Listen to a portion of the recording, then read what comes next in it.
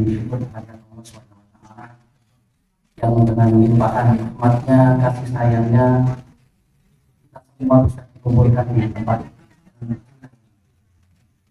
Selanjutnya salawat dan salam semoga tetap tercurahkan kepada junjungan kita Nabi Muhammad SAW, wajah beliau, sahabat beliau dan pengikut beliau hingga Bapak Ibu jamaah pengajian Ahad PCM Lawan yang dirahmati Allah. Alhamdulillah pada pagi hari ini pengajian Ahad kita akan diisi oleh Ustaz Dr. Andes Subijar yang pada kesempatan kali ini insya Allah akan diisi dengan tema menggapai pertolongan Allah Subhanahu wa Ta'ala.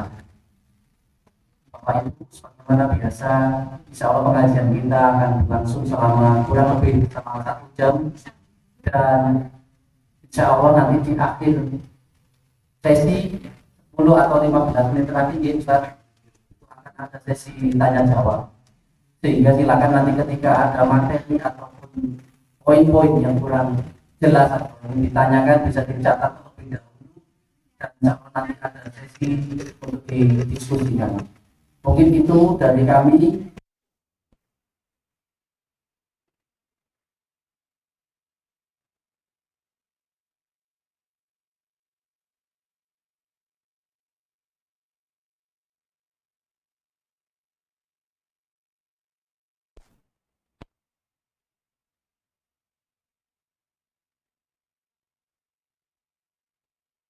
Bismillahirrahmanirrahim. Assalamualaikum warahmatullahi wabarakatuh. Innal hamdalillah nahmaduhu wa nasta'inu wa nastaghfiruh wa na'udzu billahi min shururi anfusina wa sayyiati a'malina. May yahdihillahu fala mudilla lahu wa may yudlilhu fala hadiya lahu. Asyhadu an la ilaha illallah wahdahu la syarika lahu wa asyhadu anna Muhammadan abduhu wa rasuluhu la nabiyya ba'dah. Allahumma salli wa sallim ala nabiyina Muhammadin wa ala alihi wa ashabihi faman tabi'ahum bi ihsanin ila yaumiddin. Amma ba'du fal muslimun rahimakumullah, usikum wa iyaya bittaqullah faqad fazal muttaqun. Ittaqullah haqqa tuqatih wa la tamutunna illa wa antum muslimun. Wa qala ta'ala fil kitabil karim, a'udzu billahi minasyaitonir rajim. Ya ayyuhalladzina amanu taqullaha wal tanzur nafsum ma qaddamat lighad wattaqullaha innallaha khabirum bima ta'malun. Wa la takunu kalladzina nasallaha fa ansahum anfusahum ulaika humul fasiqun.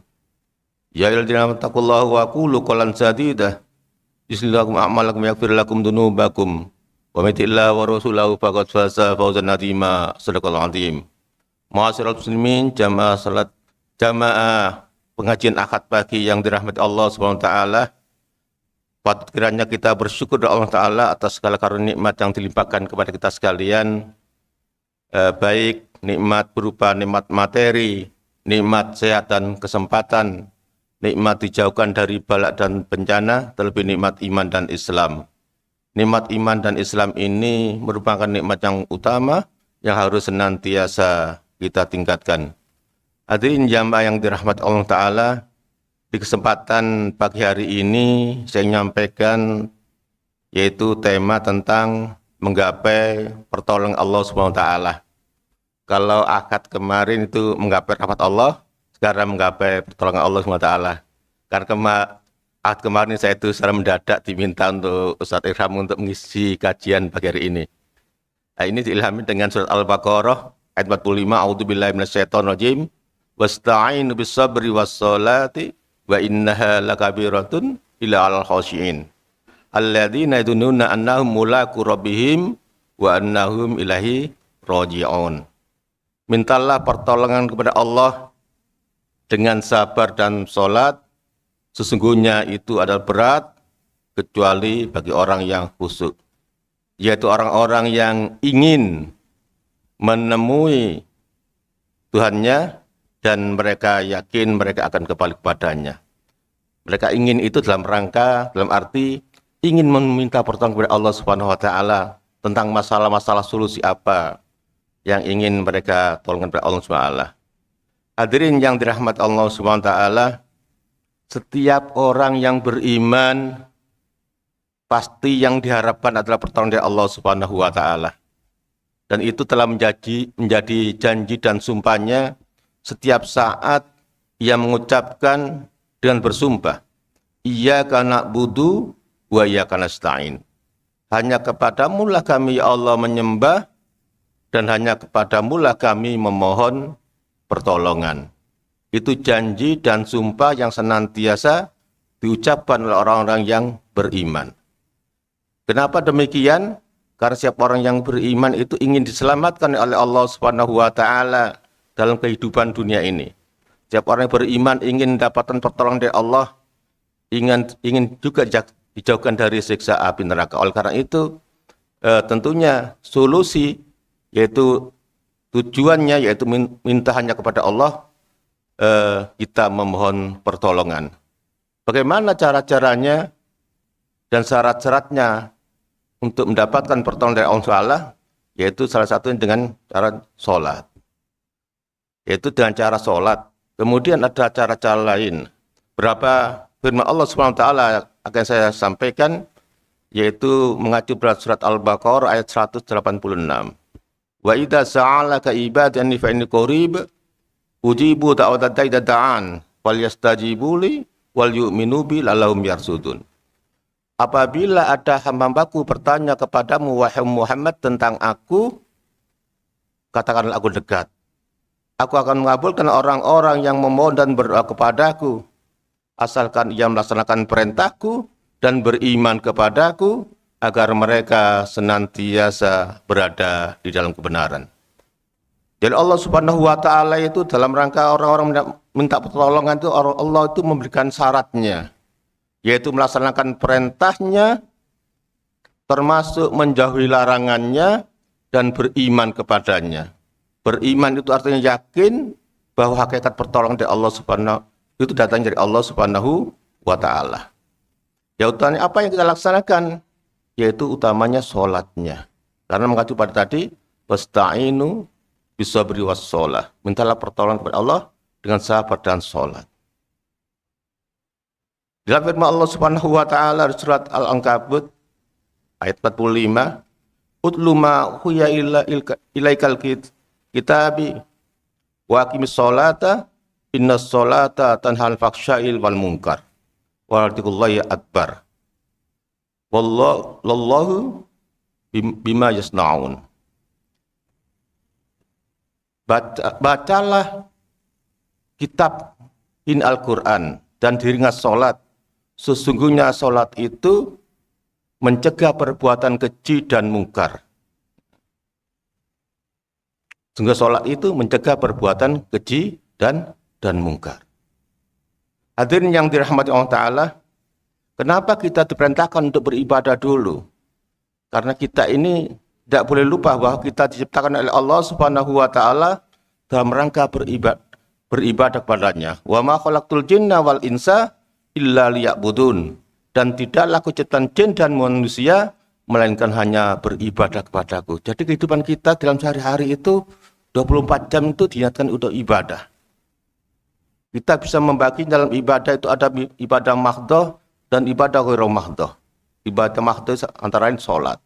Ghairu mahdhah itu ibadah yang lain, itu ibadah mubah kalau diniatkan untuk niat ibadah, maka akan bernilai, yaitu ibadah di hadapan Allah Subhanahu wa taala. Kita mau makan, kita membaca doa itu akan bernilai ibadah. Kita mau melaksanakan olahraga, kalau dengan olahraga itu sehat, kemudian ada niatnya untuk melaksanakan ibadah sholat dengan sebaik-baiknya akan bernilai ibadah. Imam Al-Ghazali menyatakan bahwa perbuatan mubah itu jika diniatkan dalam ketaatan kepada Allah Subhanahu wa taala, maka ibadah itu, maka perbuatan mubah itu akan bernilai ibadah. Jadi kita bangun tidur, kemudian sampai tidur lagi itu bisa bernilai ibadah semuanya. Itulah oleh karena itu kita ciptakan Allah itu dalam rangka beribadah kepadanya. Hadirin yang dirahmati Allah Ta'ala, oleh karena itu teks dalam surah Al-Fatihah tadi, Iyyaka na'budu wa iyyaka nasta'in. Hanya kepadamu kami menyembah dan hanya kepadamu lah kami memohon pertolongan. Kita perintahkan ibadah dulu, baru kemudian diikuti dengan pertolongan Allah SWT. Bukan iya karena nasta'in, wa iya karena butuh, tapi iya karena butuh, wa iya karena nasta'in. Ini yang pertama. Kemudian yang kedua dalam sebuah hadis yang diriwayatkan oleh Ibnu Majah, syarat-syarat untuk mendapatkan pertolongan dari Allah Subhanahu wa taala, baginda Nabi sallallahu alaihi wasallam menyampaikan, ya ayuhan nas tubu ilallahi qabla an tamutu wa badiru bil amal salihati an tasilu wasil ladina bainakum wa baina rabbikum bi kasratihi wa dzikrum bihi wa sadaqati fis sarai wal alniyah tunsarun turzaku wa tusbaru. Yang artinya, wahai manusia, bertobatlah kalian sebelum kau mati. Jadi syarat pertama diperintahkan akan dapat pertolongan Allah Ta'ala, yaitu syaratnya untuk bertobat. Kemudian yang kedua, wabadir bil amal solihat dan tasgilu, bersegera melaksanakan amal kebajikan sebelum ada kesibukan. Artinya tidak menunda-nunda perbuatan yang baik, utamanya sholatnya. Kemudian yang ketiga, wasilul ladina bainakum wa baina rabbikum bikasratihi wa dzikrikum bihi. Hubunganlah dirimu dengan Rabbmu dengan banyak-banyak berzikir kepadanya. Yang ketiga ini syaratnya banyak-banyak berzikir. Kemudian yang keempat, wasodaqati bissarai wal alniyah. Bersedekah baik kala lapang maupun sempit. Kemudian hadis tadi diakhiri dengan kata-kata tunsorun turzaku wa tusbaru. Engkau akan ditolong, engkau akan diberi rezeki, dan engkau akan dicukupi. Jadi dari hadis ini, agar kita mendapat pertolongan dari Allah SWT, agar kita diberi rezeki oleh Allah dan dicukupi, syaratnya tadi ada 4. Yang pertama, bertobat. Hakikat bertobat itu membersihkan diri kita dari perbuatan dosa dan kemaksiatan kepada Allah Subhanahu wa taala. Karena perbuatan dosa dan kemaksiatan itu bisa mengundang datangnya bencana.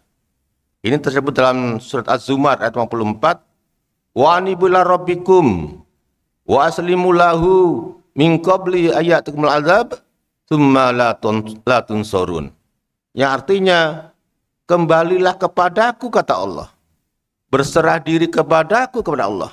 Sebelum datangnya azab, kemudian kalian tidak dapat ditolong lagi.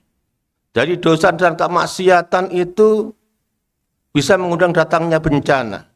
Oleh karena itu, kalau kita ingin dapat pertolongan Allah Ta'ala, maka kita harus membersihkan diri kita dari perbuatan dosa dan kemaksiatan. Karena Allah yang Maha Suci akan bisa kita dekati dengan kalau kita ini dalam keadaan yang bersih. Dan kita dalam keadaan yang suci. Hadirin yang dirahmati Allah Ta'ala, manusia itu tidak luput dari perbuatan dosa dan kesalahan karena sifat manusia. Sebenarnya dalam hadis qudsi disampaikan, ya ibadi innakum tuqti'una bil-laili wan-nahar wa ana aghfiru dzunuba jami'an faghfirun aghfir lakum. Yang artinya, wahai hamba-hambaku, sesungguhnya kalian itu berbuat dosa siang dan malam, dan aku siap mengampuni, maka mohonlah ampun kepadaku, niscaya aku ampuni. Jadi manusia itu tidak luput dari perbuatan salah dan dosa. Baginda Nabi SAW yang dijamin masuk ke surga, dalam sehari itu tidak kurang beristighfar dari 100 kali, apalagi kita. Maka itu kita hendaknya senantiasa membersihkan diri dari dosa dan maksiat kepada Allah Taala, karena Allah Taala itu akan bisa didekati kalau kita dalam badan bersih. Kemudian kenapa kita harus senantiasa bertobat? Senantiasa ingin membawakan kepada Allah Taala, karena yang kita lakukan itu belum tentu apa yang sesuai dengan apa yang diharapkan oleh Allah Ta'ala. Kadang kita melakukan suatu perbuatan yang baik menurut kita, namun di hadapan Allah SWT itu belum tentu perbuatan yang hak atau yang benar. Kita bisa membaca dalam surat Al-Kahfi 103. Qul hal nunabbi'ukum bi aksarina a'mala alladzina dhalla sa'yuhum fil hayatid dunya wa hum yahsabuna annahum yuhsinuna sun'ah. Yang artinya, maukah kalian ku beritahu orang-orang yang merugi dalam perbuatannya, yaitu orang-orang yang sia-sia perbuatannya, namun ia mengira ia telah berbuat dengan sebaik-baiknya. Menurut dirinya adalah baik, namun di hadapan Allah adalah perbuatan yang sia-sia, sehingga ia merugi dalam apa yang dilakukannya. Oleh karena itu dalam beribadah, dalam sebuah perbuatan yang lainnya, utama ibadah, maka kita harus mengacu pada apa yang perintah Allah Ta'ala atau petunjuk dari Allah, yaitu Al-Quran dan sunnahnya. Kita harus senantiasa belajar dan belajar, agar perbuatan kita itu, yaitu perbuatan yang dicintai oleh Allah Subhanahu wa Ta'ala. Ini syarat kenapa kita harus membersihkan diri dari perbuatan dosa. Yang kedua, syarat agar kita mendapatkan dari Allah SWT dari hadis tadi, wabadir bi'amal solihati antasilu. Bersegera melaksanakan amal kebajikan sebelum ada kesibukan. Artinya tidak menunda-nunda perbuatan yang baik, utamanya sholatnya. Karena sholat ini termasuk amal yang paling dicintai oleh Allah Subhanahu wa Ta'ala. Bagaimana ada seorang yang bertanya pada baginda Nabi, ya Rasulullah, ayil amal ahabbillah. Wahai Rasulullah, perbuatan amal apakah yang paling dicintai oleh Allah? Rasulullah menjawab, as-salatu ala waktiha. Jadi sholat tepat pada waktunya. Wasanian birrul walidain. Yang kedua, berbakti kepada kedua orang tua. Wasalisan jihadu fisabilillah. Yang ketiga, jihad di jalan Allah. Jadi sholat ini termasuk amal perbuatan yang paling dicintai oleh Allah Ta'ala. Oleh karena itu, sholat ini hendaknya menjadi perhatian.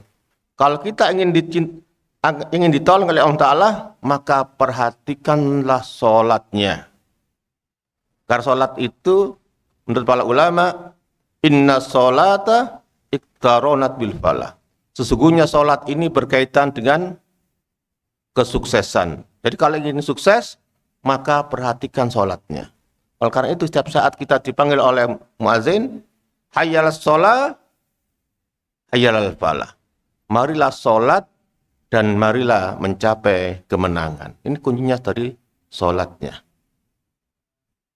Sholat ini juga bisa ada kaitannya dengan rezeki. Dalam surat Toha, Allah SWT berfirman, wa'mur ahlaka bis sholati wastabir 'alaiha la nas'aluka rizqan nahnu narzuquk wal aqibatu littaqwa. Yang artinya perintahkan keluargamu untuk mendirikan sholat dan bersabarlah kepada mereka. Aku tidak meminta rezeki kepada kalian, namun akulah yang beri rezeki kepada kalian, dan itu berikan kepada orang yang bertakwa. Ini kaitan sholat dengan rezeki. Jadi kalau kita ingin dimudahkan rezekinya, maka dalam satu rumah ini jangan sampai ada yang tidak sholat. Juga termasuk anak-anak itu. Tentunya kita harus dengan merentahkan dengan bersabar pada mereka. Jadi kuncinya pada sholatnya. Bahkan Nabi sendiri, kalau ada masalah, ia memerintahkan juga pada keluarganya. Idza asabau khasasatun nada'allahu ya ahlau sallu. Nabi apabila mengalami suatu masalah dan musibah, ia memerintahkan kepada keluarganya, ya ahlahu sallu. Ya keluargaku, dirikan sholat, perhatikan sholatnya. Kadang kalau ada masalah, kita ambil wudhu, kemudian kita laksanakan sholat. Ini penting, karena sholat ini, kembali lagi pada surat Al-Baqarah 45 itu, salah satu cara untuk mendapatkan pertolongan dari Allah Subhanahu wa Ta'ala.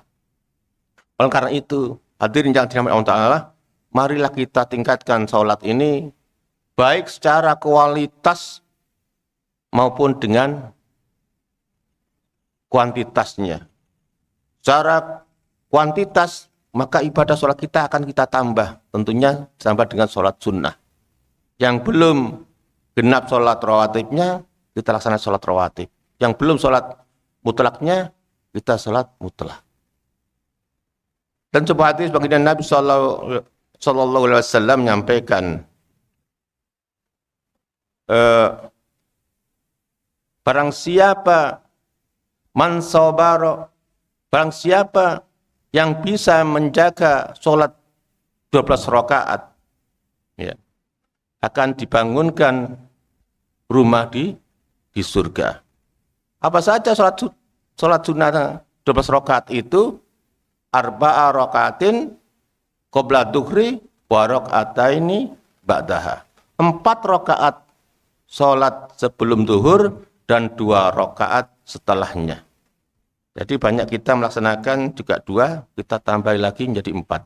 Bisa 2 atau 4 sekaligus, kemudian kita sholat zuhur, kemudian kita tambah lagi. Jadi dalam sholat zuhur itu kita sudah ngumpulan sholat sunnah 4 dan 2, 6. Ya. Jadi arba rakaatin qabla dhuhri wa raka'ataini ba'daha. Wa raka'ataini ba'dal maghrib, 2 rakaat setelah salat sunnah, salat maghrib. Jadi setelah salat maghrib kita tambah 2. Wa raka'ataini ba'dal isya, wa raka'ataini qabla fajri, dan 2 rakaat sebelum salat subuh. Itu kali jumlah ada 12 rakaat. Jadi kalau bisa menjaganya, banallahu baitan fil jannah, maka akan dibangunkan rumah di surga. Kemudian kita bertanya, kalau sebelum asar itu sholat apa? Itu digolongkan sholat mutlak. Ini sahabat kebagingan Nabi Ibnu Umar ini senantiasa melakukan sholat itu kadang-kadang 4 rakaat. Ini sebelum asar, sholat mutlak. Sholat duha termasuk digolongkan sholat mutlak. Sholat tahajud termasuk sholat mutlak. Ini kita tambah secara apa? Kuantitas jumlahnya kita tambahi sholatnya. Kemudian yang secara kualitas ini kita tingkatkan. Biasanya kita sholat sendiri di rumah, kita tingkatkan menjadi sholat berjamaah. Biasanya sholat jamaah itu terlambat, kita upayakan jangan sampai sholat itu terlambat. Man sholla lillah arba'ina yauman fi jama'ati yudriku takbiratul ula kudibat lahu bara'atani minan nar bara'atun minan nifaq. Barang siapa yang bisa menjaga sholatnya selama 40 hari, tidak ketinggalan takbir awal bersama imam, maka akan dibebaskan dari 2 kebebasan, yaitu dijauhkan dari api neraka dan dijauhkan dari sifat munafik. Ini kalau kita tidak terlambat sholat, tidak ketinggalan takbir bersama imam. Ya, adalah sangat sayang sekali kalau kita berjamaah kemudian senantiasa ketinggalan takbir awal bersama imam. Oleh karena itu menjadi perhatian. Dan kenapa 40 hari? Kalau kita bisa membiasakan 40 hari, secara psikologis akan menjadi suatu ritme kebiasaan dalam hidup kita. Oleh karena itu menjadi perhatian. Ini termasuk peningkatan secara kualitas. Kemudian secara kualitas apa? Kita hendaknya sholat kita menjadi sholat yang khusyuk. Ya, kalau ingin bertemu Tuhannya harus dengan sholat khusyuk.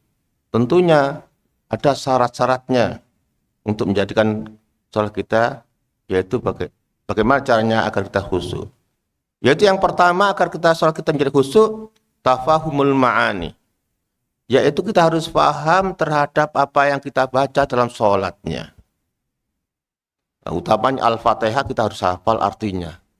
Nah, ini agar kita tahu kita sholat. Dan doa-doa sholat harus hafal. Dan kita mempunyai kewajiban untuk belajar agar kita yang kita laksanakan sholat itu bisa maksimal. Tafahumul ma'ani. Yaitu syarat khusyuk yang pertama, tafahumul ma'ani. Yang kedua, hudurul qalbi. Hadir hati dalam sholat. Nah, hadir hati itu artinya pikiran kita itu enggak kemana-mana. Tentu kita menjadi biasa ya ketika kita sholat mendengar bunyi petasan. Ya, kita sebagai manusia adalah sudah lumrah. Tapi pikiran kita itu tidak boleh teruskan. Siapa ya yang membunyikan petasan ini? Aneh-aneh siapa dan sebagainya. Pikiran kita ngelantur. Oleh karena itu ketika itu mendengar itu, maka kembalikan ingatan kita bahwa kita sedang sholat. Nah, hudurul qalbi, hadir hati di dalam sholat. Kemudian yang ketiga, al-iljal ma'al haibah. Bahwa kita ketika sedang sholat, kita ini menghadap kepada zat yang maha mulia, yang maha besar, yang maha kita taat segalanya. Kita menghadap Allah SWT. Oleh karena itu persiapan kita sholat, maka batin kita harus bersih dan pakaian kita harus bersih. Itu dalam rangka kita meningkatkan kualitas tadi. Jalan khusyuk.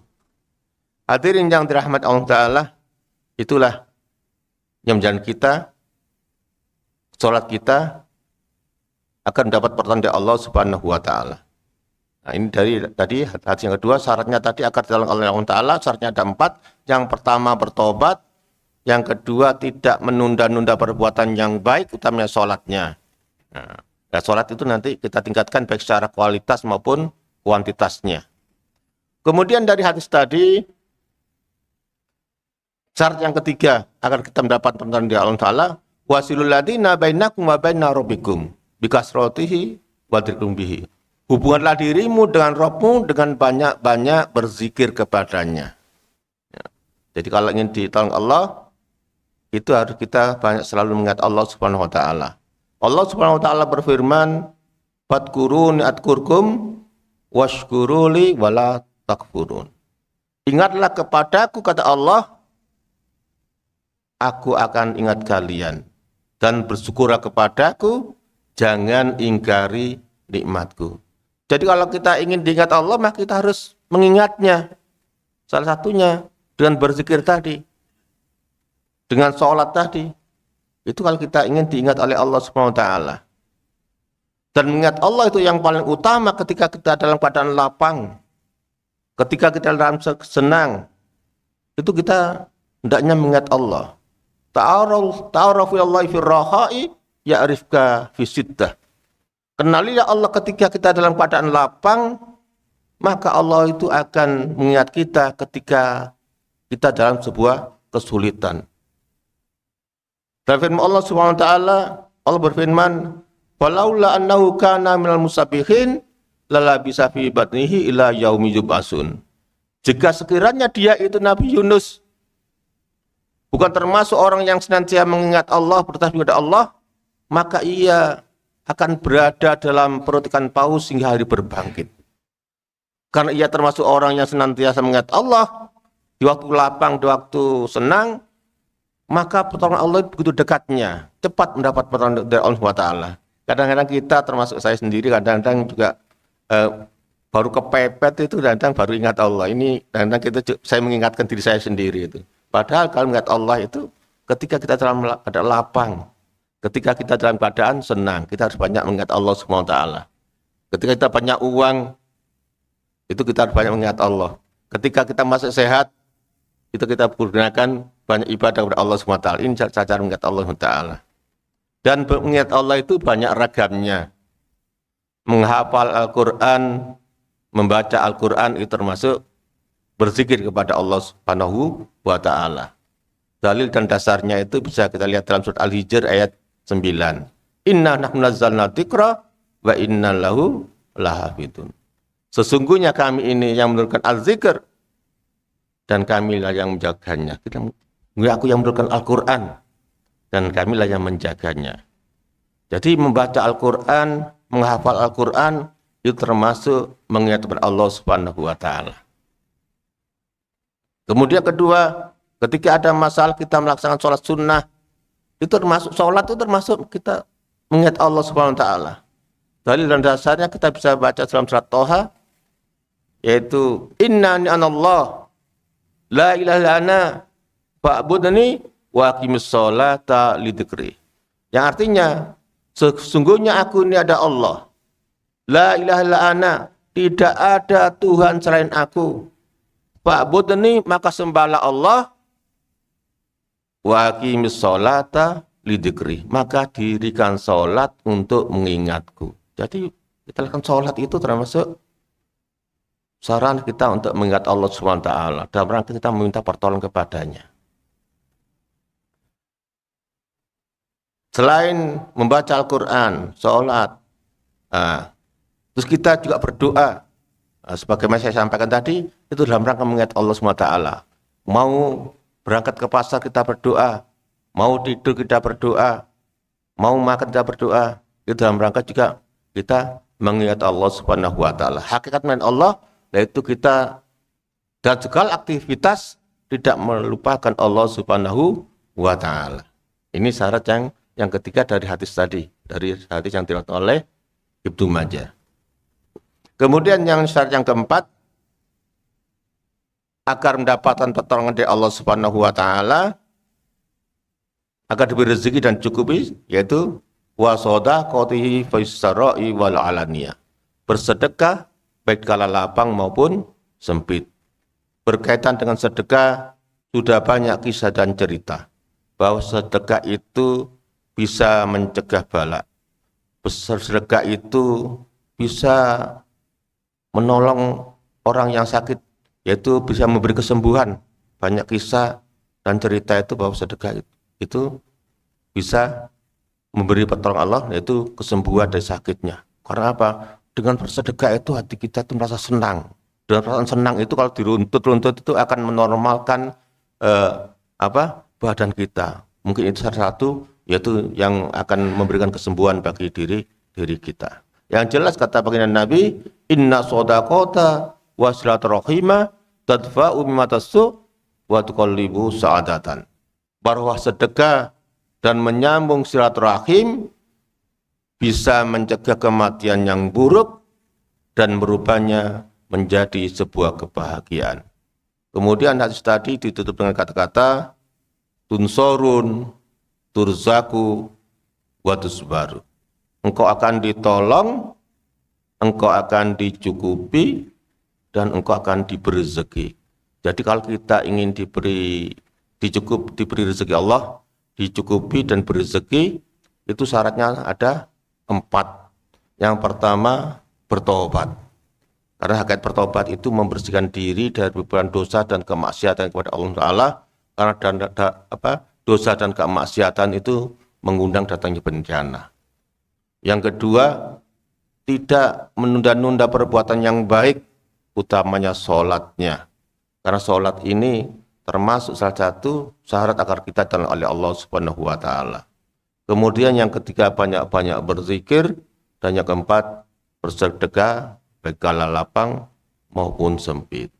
Hadirin yang dirahmati Allah Ta'ala, jadi secara kesimpulan tadi itu bagaimana cara menggapai pertolongan dari Allah Subhanahu wa taala.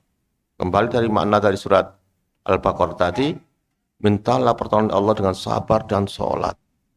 Karena sholat itu berat, kecuali bagi orang yang khusyuk, yaitu orang-orang yang ingin bertemu Tuhannya. Ini di dunia itu ingin bertemu Tuhannya. Jadi sarannya itu dengan sholat. Ingin menemui Tuhannya, yaitu sarannya itu dengan sholat. Dan kepadanya mereka kembali. Dan mereka yakin nanti akan bertemu di akhirat. Jadi dengan sarana sholat itu ingin bertemu Tuhannya itu, ia itu ingin menemukan solusi dalam hidupnya. Dalam solusi untuk mengurai kesulitannya.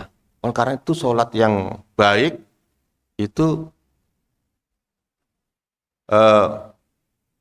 maka sholat itu bisa mencegah perbuatan keji dan kemungkaran. Keji itu cenderung pada perbuatan kepada dirinya, kemungkaran kepada orang lain. Maka orang yang man lam tanhahu sholatu anil fahsyai wal munkar fala sholata lahu. Barang siapa yang tidak tercegah perbuatan keji dan mungkar, maka sholatnya itu akan tidak mendapat apa-apa.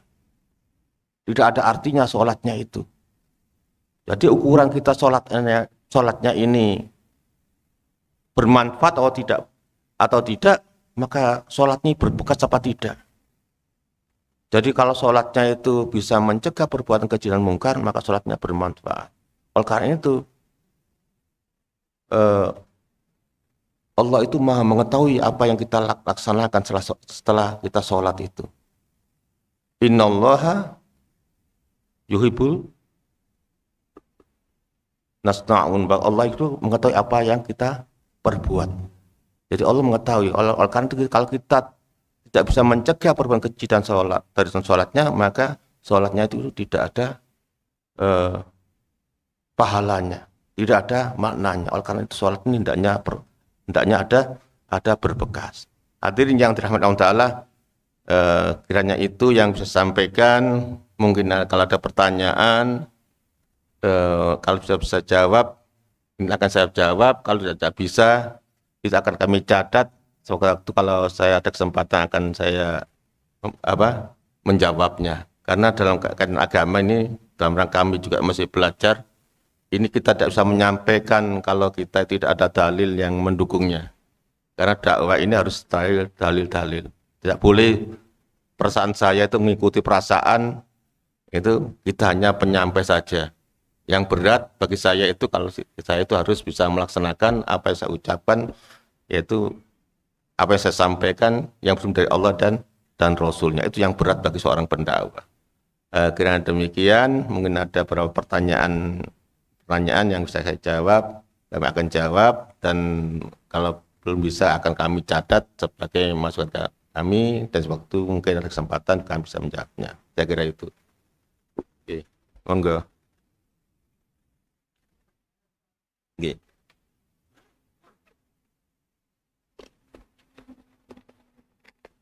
Oke.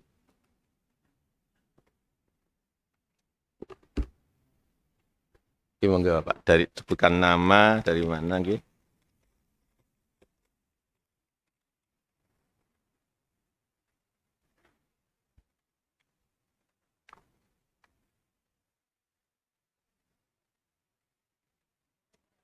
Oke.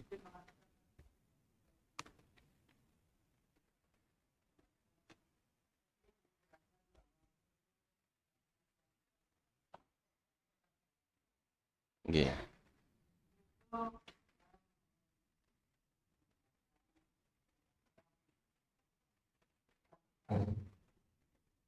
Salah satu ibadah yang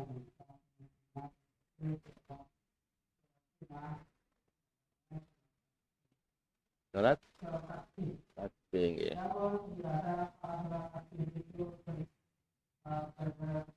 mempunyai kekuatan yang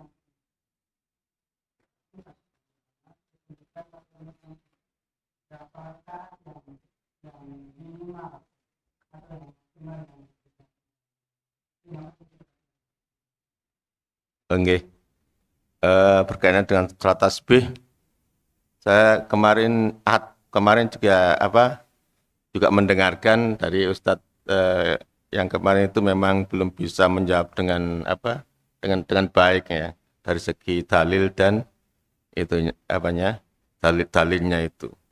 Tapi menurut bagi kami ini buat catatan saja ya bagi kami ya. Ya kita menurut kalau saya cenderung lebih ke sholat yang sunnah. Kalau kita punya hajat, langsung kita sholat hajat. Kalau mendapat tolong dari Allah SWT. Ya. Terus keterangan kami belum bisa menjawabnya. Kalau ahad kemarin juga ditanyakan itu ya. Ya. Nah, nanti mungkin ditanyakan kepada penceramah yang lain yang lebih mumpuni ya.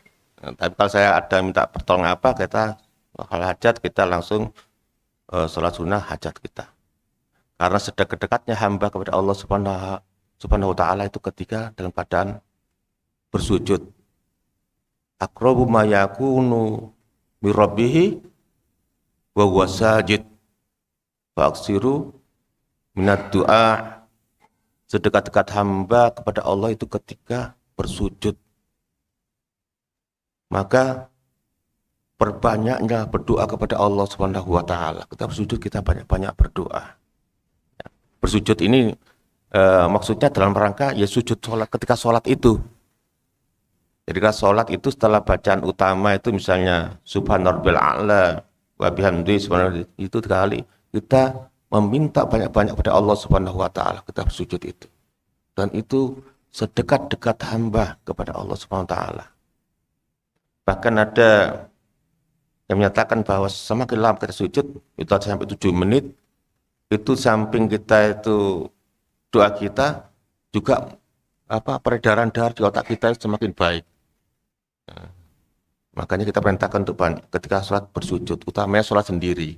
Jadi kalau kita berjamaah, nanti bisa ketinggalan, bisa jomplang, nanti imamnya nggak sama itu. Dan sujud itu tidak hanya di sujud terakhir, mulai awal kita juga bersujud sedekat hamba. Makanya juga ada kaitannya juga dengan dari surat Al-Baqarah tadi 186, wa idza sa'alaka ibadin fa inni qarib ujibu da'watad da'i idza da'an. Apabila ada hambaku bertanya kepada Muhammad tentang aku, katakanlah aku dekat. Itu ketika dekat itu qarib itu ya itu ketika waktu bersujud. Maka kita banyak-banyak minta kepada Allah Subhanahu wa taala. Ini juga dijelaskan dalam surat Qaf. Saya juga baru paham ya. Walaqad khalaqnal insana wa na'lamu ma tuwaswisu bi nafsuh wa nahnu aqrabu ilaihi min hablil warid. Sungguh kami ciptakan kalian dan kami lebih dekat daripada urat leher mereka. Dulu apa yang maksudnya gitu? Lebih dekat. Ya, artinya ketika kita sujud kepala kita lebih dekat itu kepada Allah daripada leher mereka itu. Oleh karena itu kalau kita mempunyai hajat apa-apa, ya kita sholat hajat saja. Saya nanti sholat hajat saja, minta pertolongan Allah SWT. Kita ambil wudhu, kemudian sholat sunnah. Nah, termasuk sholat mutlak. Ya punten, soalnya yang kemarin, akad kemarin mungkin hadir itu para teman kemarin belum bisa menjawabnya. Dalam rangka mungkin juga dari hadisnya ini sah atau tidak gitu. Apalagi saya belum bisa mampu menjawabnya. Nanti saya tanyakan lagi kepada yang lebih mumpuni. Ngapunten. Ya mungkin ada yang lain. Nggih.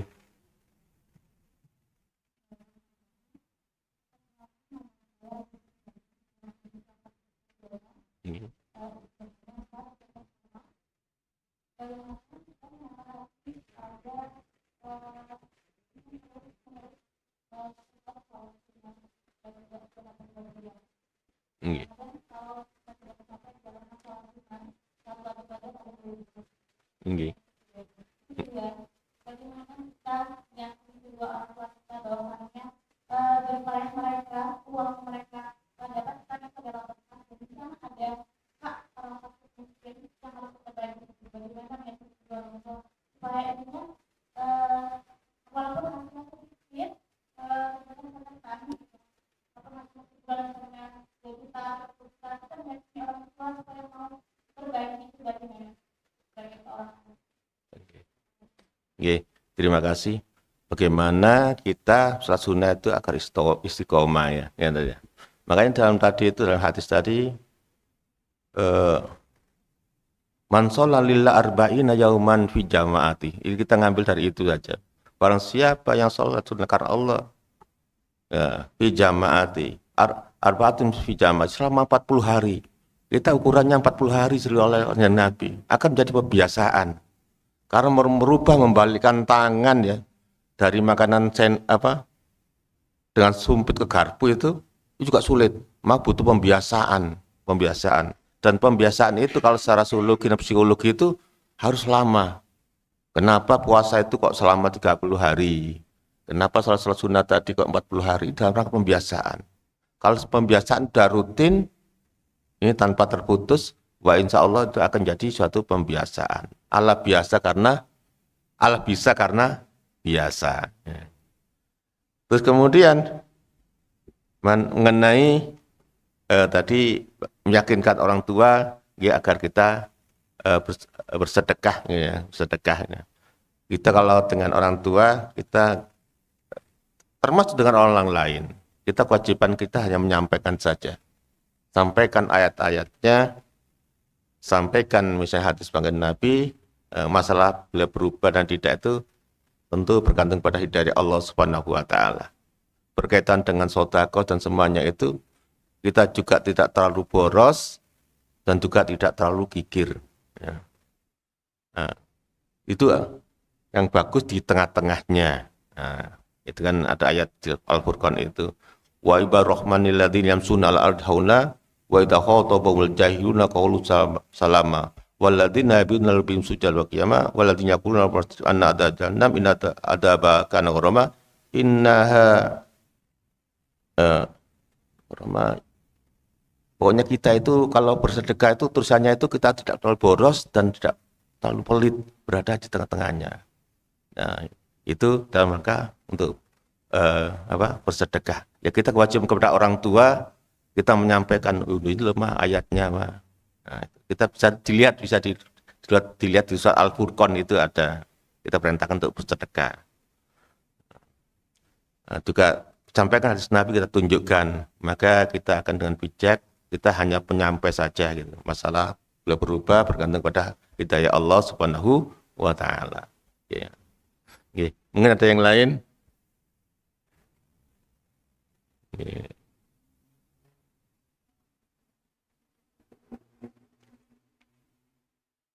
Oke, langsung aja enggak, Bang?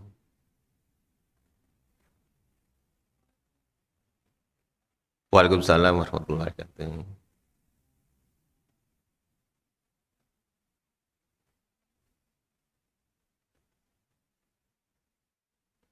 Nggih, nggih.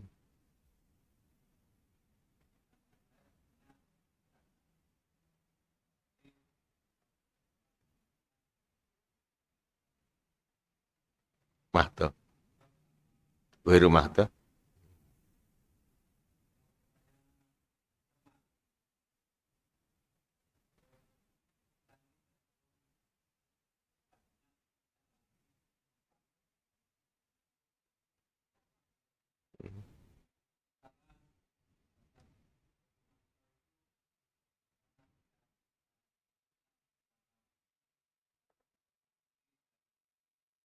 Hmm.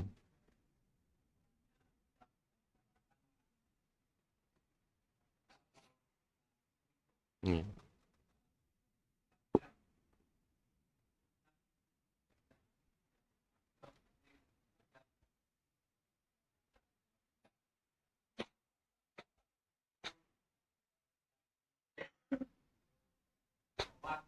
Hmm.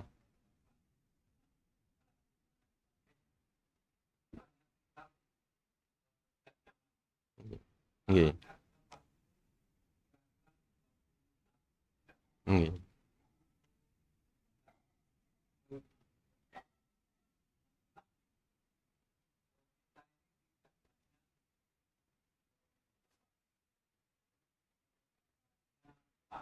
Paham.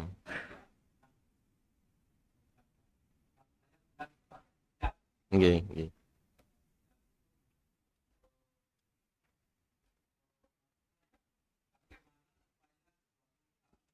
Nggih. Nggih.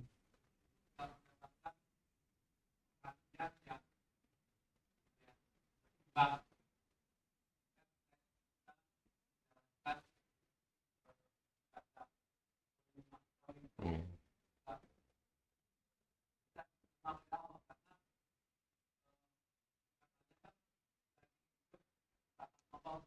Beribadah. Nggih. Hmm.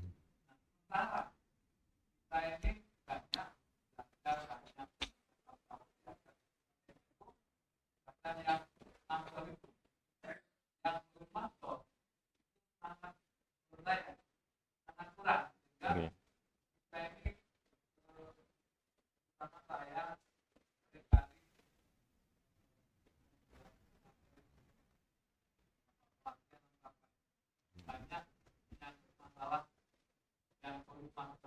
Nggih.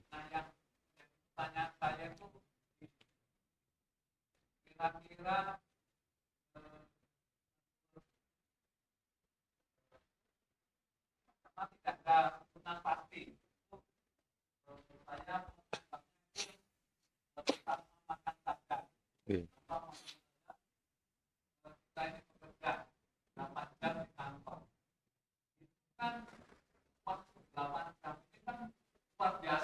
Nggih.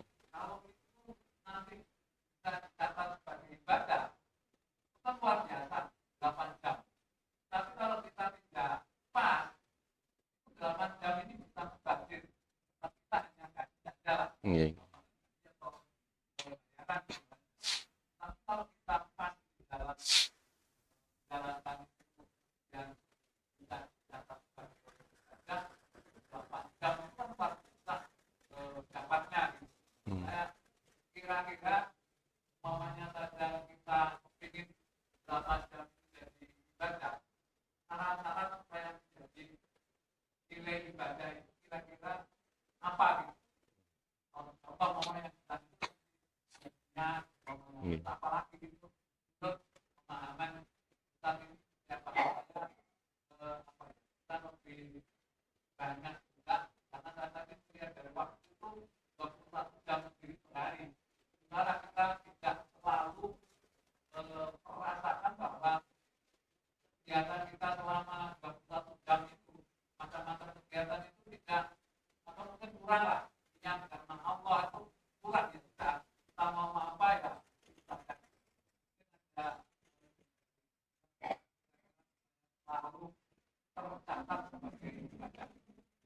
Nggih. Nggih, terima kasih Pak. Nggih, saya memahami ya. Jadi bagaimana cara hidup kita itu 24 jam itu bisa beribadah. Wa ma khalaqtul jinna wal insa illa liya'budun. Tidaklah aku ciptakan jin dan manusia melainkan beribadah kepadaku. Jadi kita bisa jadikan 24 jam ini ibadah. Nah, Imam Al-Ghazali menyampaikan bahwa perbuatan mubah itu bisa bernilai ibadah kalau kita niatkan untuk ibadah. Namun kemaksiatan walaupun diniatkan untuk niat ibadah, ketaatan itu tidak akan bisa kalau kemaksiatan. Jadi yang bisa diniatkan untuk bernilai ibadah itu ibadah mubah. Contoh kita bangun tidur, kita gampangnya kita berdoa. Doa bersyukur itu akan nanti setelah bangun itu bangun ibadah. Kita mau olahraga lari pagi, itu kita niatkan akan bernilai ibadah kalau kita niatkan ini dengan olahraga kemudian sehat, nanti agar kita bisa sholatnya lebih baik, itu lebih ibadah. Berangkat ke pasar kita membaca doa itu akan bernilai ibadah kita. Kita ada keluar rumah membaca doa, perjalanan itu juga menjadi ibadah. Kita makan dalam doa dalam ibadah. Itu ibadah yang rumah itu semua akan bernilai ibadah. Ini kayak mengutip dari pendapat Imam Al-Ghazali demikian. Nah, kalau ibadah yang mahdhun gampang itu sholat, itu ada ketentuannya itu.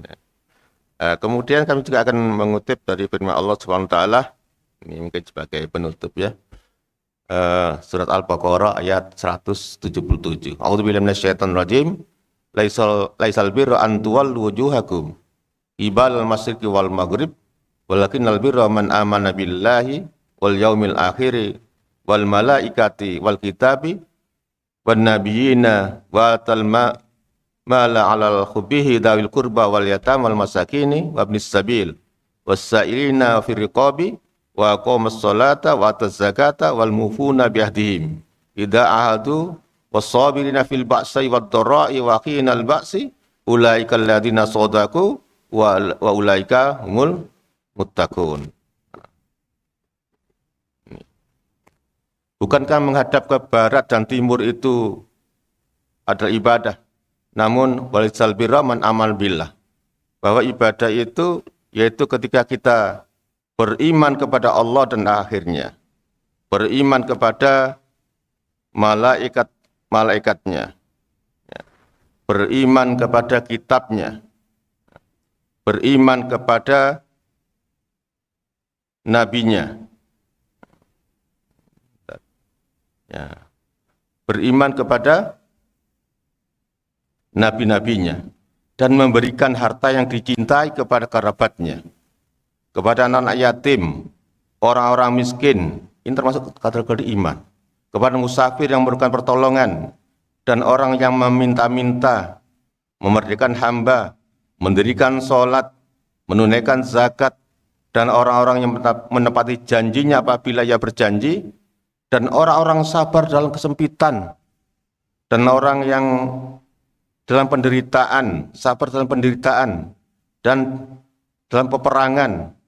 Mereka itulah orang-orang yang benar imannya, dan mereka itulah orang-orang yang bertakwa. Jadi definisi takwa itu luas sekali di samping sholat itu.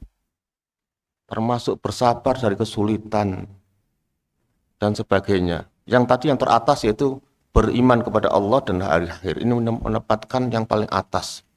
Sebab yang keimanan itu kalau dari iman itu ya, termasuk diniatkan ibadah kepada Allah, semua amal-amal kita itu akan sia-sia. Jadi nilainya harus bernilai ibadah. Jadi perbuatan kalau tidak niati dengan iman kepada Allah, maka itu akan sia-sia. Maka tempatnya di atas. Nah, karena itu malah kita bisa mensiasati bagaimana perbuatan kita, nafas kita bernilai ibadah. Saya sering juga menyampaikan kepada teman-teman kita yang di kampung itu orang tua-tua, cobalah kalau mau tidur, karena orang-orang tua kan tinggal sedikit ya waktunya oleh Allah Ta'ala. Kalau menurut hadis Nabi kan, a'mar umat ma baina sitin ila sab'ina wa qalu man jazudalik, umur umat kata Nabi berkisar antara 60 tahun hingga 70 tahun, dan ada yang lebih dari 70 tahun cuma jumlahnya sedikit. Itu diucapkan Nabi 1400 tahun yang lalu. Kebenarannya itu sampai sekarang itu terbukti karena itu ada dari bimbingan Allah Ta'ala. Coba kita lihat segera kita umur 70 tahun itu di atas itu cuma sedikit. Nah itu. Saya itu menyampaikan kepada orang tua agar tidur kita benar ibadah, maka tidur itu kita membaca doa. Dan diakhiri dengan membaca syahadat tauhid. Barang siapa yang akhir katanya itu kalimat la ilaha illallah dahulul jannah. Ini saya memberikan yang mudah-mudah saja kepada orang tua itu. Setelah itu ngomong ngobrol yang lain, kata-kata yang buruk, akhiri kata terakhir dengan la ilaha illallah. Insya Allah tidurnya itu akan bernilai ibadah hingga bangun tidur lagi. Nah. Dan kita ini sebagai orang yang beriman tidak boleh takut mati, tidak boleh mencari mati, karena mati itu ibaratnya dengan seperti tidur. Kalau tidur itu makhluk kita dikembalikan kepada Allah, ketika kita bangun, makanya bangun itu kita suruh berdoa. Alhamdulillah di akhyan ba'da matal nusur itu berdoa. Kita syukur kita bagi kembalikan lagi. Dan dalam tidur kita nggak tahu. Kalau nyamnya roh kita digenggam lagi, itu berarti kita tidak kembali. Oleh karena itu tidur kita harus bermakna, maka sebelum tidur kita banyak-banyak berdoa agar tidur kita menjadi ibadah. Setelah tidur kita berdoa lagi agar yang kita lakukan nanti juga beribadah. Kita olahraga, kita baca doa, kita kepasan semuanya itu yang seringkali dilupakan ketika ibadah ghairah mahdoh itu ya. Mudah-mudahan ini ada manfaatnya, khususnya bagi saya sendiri juga yang juga lagi belajar ini. Mudah-mudahan apa yang sampaikan jika ada yang baik adalah dari Allah, yang ada yang khilaf dari saya sendiri. Saya kira cukupkan gini ya. Ya, mohon maaf. Waalaikumsalam. Wassalamualaikum warahmatullahi wabarakatuh. Assalamualaikum.